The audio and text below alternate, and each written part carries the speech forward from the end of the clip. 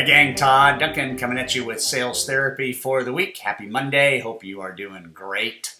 I am coming off a high, and I had the chance last week to spend about 3.5 days with a group of originators, and we went very deep on some business practices, and we did an evaluation, and the evaluation had 20 questions in it, and by the time that this group was done, there was significant emotion around literally in their mind and in their soul and in their persona, what they could be doing differently, probably should be doing differently, and in some cases desperately know that they have to do differently as it relates to growing their business and growing it the right way.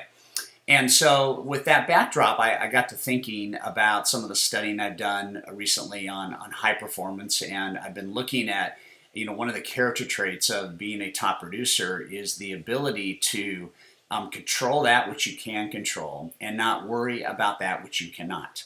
And there seems to be kind of an interesting juxtaposition between those two thoughts, in that there is a tendency that if we do not accept what we cannot control, then by controlling that very thing, we actually lose control. Hopefully, that's why you understand this is called sales therapy.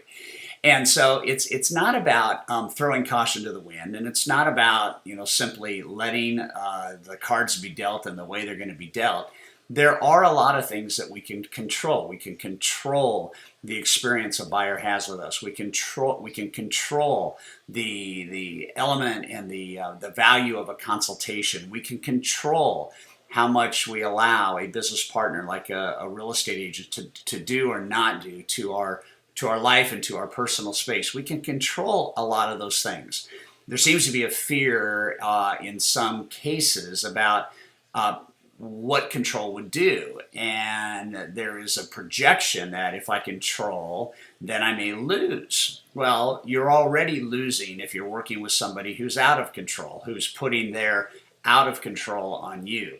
You're already losing if you don't have a consultation that's dialed in with certain parameters and boundaries. You're already losing if you have 15 loans in process and you have 15 buyers calling and you don't have a controlled way of doing business. So we're already succeeding at having not put controls in. But the question I want to have is, do you want to fear that? Do you want to fear letting other things control you when in fact you could add more value, control that, and have better productivity? You can control your day differently than you are right now, and that by not accepting certain things that are out of your control, you tend to lose more control during the day. There are just simply some things you cannot change.